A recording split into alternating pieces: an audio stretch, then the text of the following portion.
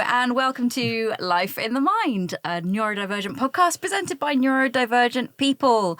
I'm Joy Amy Wigman. And I'm Murray Spear.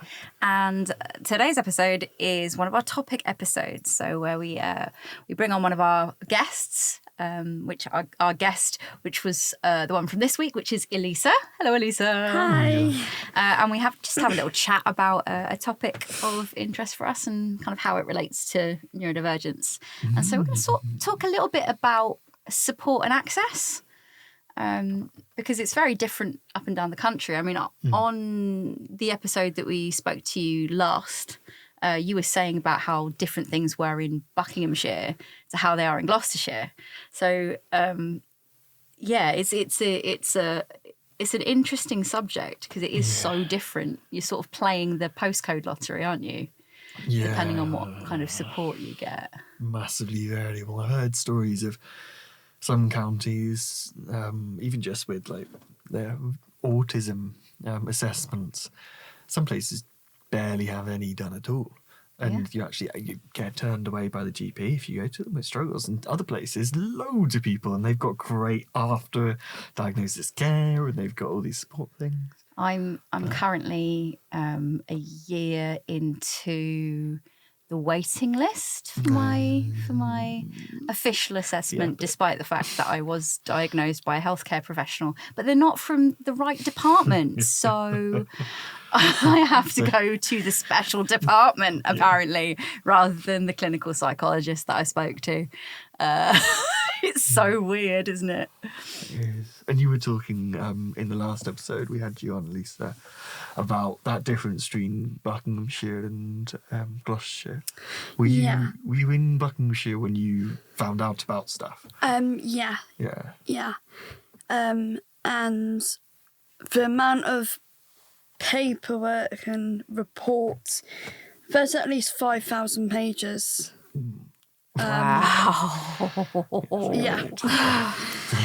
It's quite a lot. We've travelled up and down the country, but Gloucestershire, it's just, you can't compare it. It just wouldn't be right to, because Gloucestershire is just, as I said in my last episode, it's amazing. The activities for people. Is that kind of specifically like learning disability support or physical disability support or just support in general? Support in general, really. I can't speak for the elderly, but I can speak for mental health and learning disabilities and homelessness. It's very unique. Yeah. Yeah. That's good.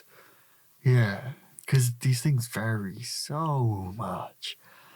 And sometimes you sort of need somebody to help you get that access as well. Yes. So open the door. Yeah. So like most of my experience have been to do with kind of access and stuff has been to do with the fibromyalgia or complex PTSD. And like when I was at university, there was sort of quite a good support system set up if you knew how to access it. And being able to access it was quite difficult if your particular set of skills is not geared towards personal admin. I mean, like you were saying, Elisa, like thousands of pages of things. Having to make a phone call, so having to phone the disability team, like me and phone calls, especially when things are particularly bad, I just can't do them. Well, in my case, two things. I was actually diagnosed with PTSD after my traumatic bullying. Right, okay. Secondly, we were heavily involved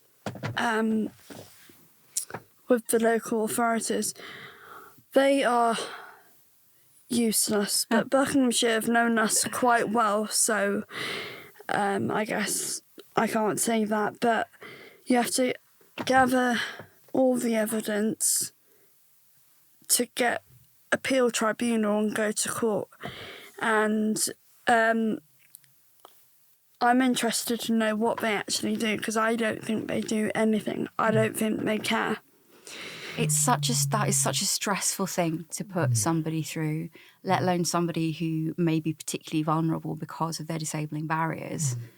Putting somebody through court is just like, why? I didn't get to go to court, but I wanted to speak up, and I didn't have the opportunity to do that. But we also had a barrister, an educational psychologist, a physiotherapist, speech and language therapy, occupational therapy. Was that, sorry to interrupt, but was that for just to get you to move schools? Yeah, I had loads of assessments, psychiatric assessment, and then we also had a solicitor. But the thing is, like, the stuff I did, yeah, I take it wasn't great, what I did. But number one, I didn't mean it. But professionals like Karen, you'd hear something like that and you'd be really cross with them for doing it. They weren't cross, they were just worried, and like they just had the patience to listen to my mum's worries, concerns and questions. It was more about what was best for you and like what the behaviour actually meant. Yeah. Rather than just... It has a meaning. It definitely had a meaning. Yeah. And this is kind of a conversation, but a question. I wondered if Inclusion Gloucester could help me go to a theatre or a court so I can speak out about this, because there's people suffering like I did, and I want to pay back to society. Yeah. I wondered if you guys could help me with that. If you want people to know. Yeah. Yeah, I imagine, given there's so many things within Gloucestershire, like you're talking about, you're alluding to in the last episode, that there'll be some service here, and Inclusion Gloucestershire may well be that. I'm not sure. Yeah. This is a good start. So, like, talking about this, being so open about it.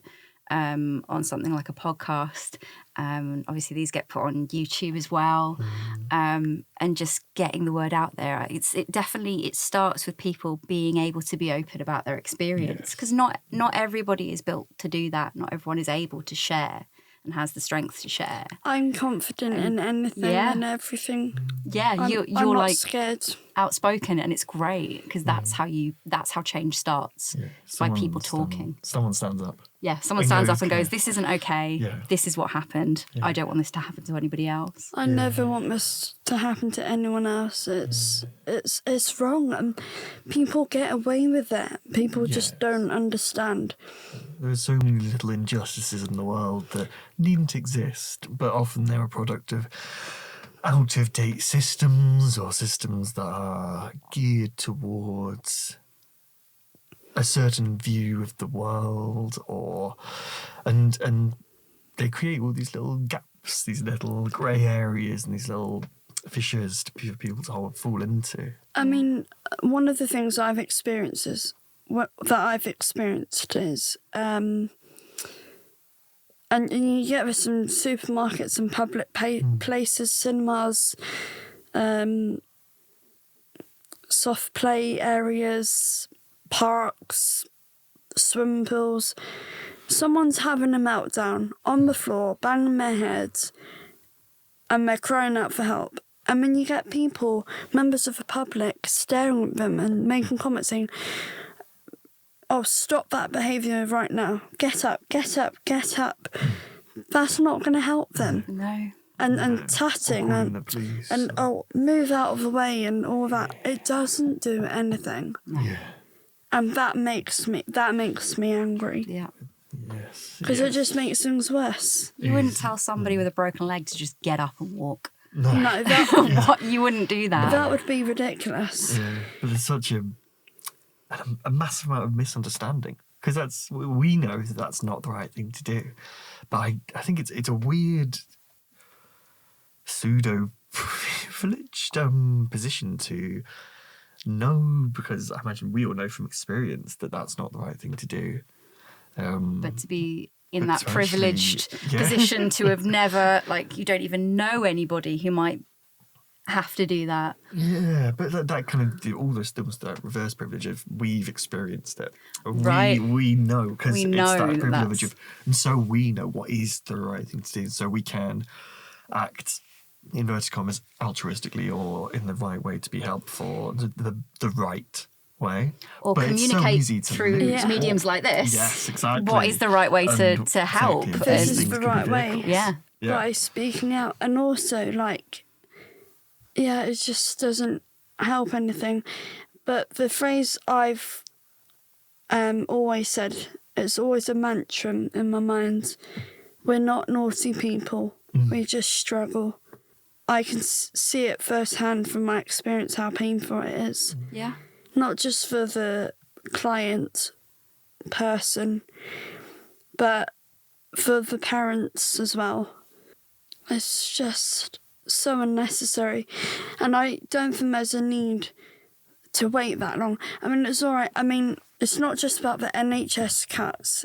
It's about funding for learning disabilities. There's nothing on the news or in the newspapers or on the media about it. That's a very good point. It's very rarely talked about, these kind of Exactly. issues. Yeah. The disability, well, the disabled among us are still kept in the shadows, still overlooked. Which just seems mad. It was such a large part of the population, and yeah, it's like the media is embarrassed. Is embarrassed to talk about it. But by bringing us into the light and actually giving us opportunities, as you've found, we can actually give more to society than if we're pushed aside and just like, well, you can't do anything, so just go over there and stay quiet. You just get then backed it's into just a gonna corner. get worse. Yeah. And it's just horrible. And it makes me angry. Like, and I've been out of school for a year, waiting and waiting. And they don't care that my mum's a single parent. They don't care that my mum's divorced and there's other siblings. They don't care about the mental health, psychological effects. It's not just me, it's the sibling, because I have a sister and it affected her quite badly. Yeah, there doesn't seem to be, that's what I've found in my experience, support for families as well as the person that they're supposed to be supporting. There's not enough support across the board. So many things struggling at the end of their tether and being overworked and run into the ground because there's not enough. There's lack of funding. Lack of funding, and also Not like people's for when things just start happening. So things have to be really extreme for anything to be done. yes. Whereas like But that's sad. it is, it It really has to go is. to extreme levels to get people to listen. Like you say, having to like go through all of that and go to court for something like that. It was And exhausting. yeah, it must have been absolutely draining. The lack of sleep for my mum. I know that I get overwhelmed by accessing support that I could have. So I think the thing that I use the most in terms of support is the enablement team in Cheltenham. So there's a drop-in centre and I can go and book an appointment with someone and they'll help me with my bills or any letters that I've had that need people phoning. Because like I said previously, like sometimes I really struggle with phone calls and processing information just via audio. And sometimes I just don't understand stuff at all. Anything to do with numbers, I'm gone. It just doesn't go in. So bills and stuff I really struggle with. And even accessing that, because it is a phone call in order to get there,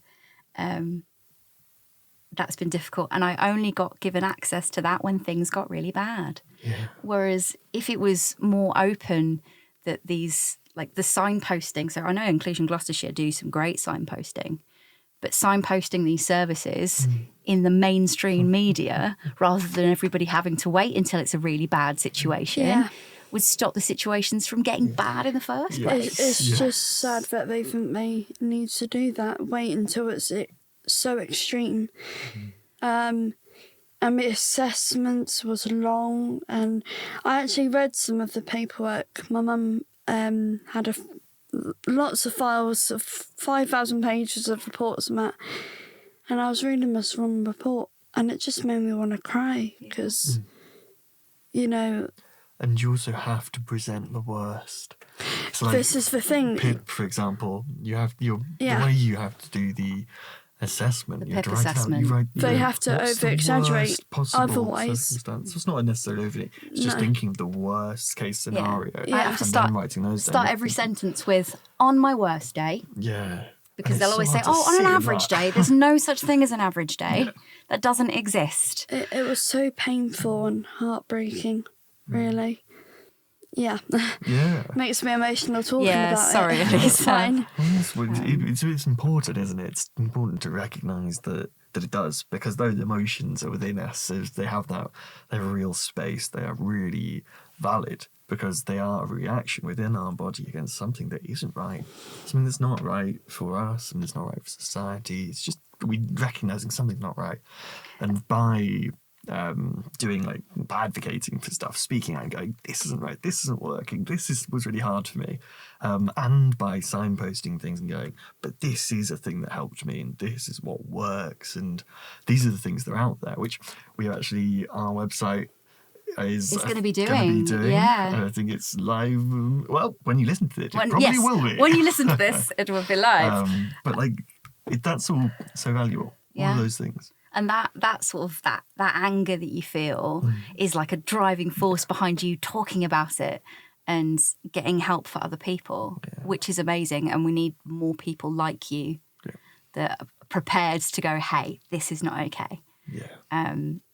And hopefully get people to listen. Well, this has been a bit of a whirlwind. Make sure you guys go and have a cup of tea or your beverage of choice. Maybe a little bit of chocolate if you can have chocolate, or if you're more of a savoury person, maybe a banana, a bit of potassium.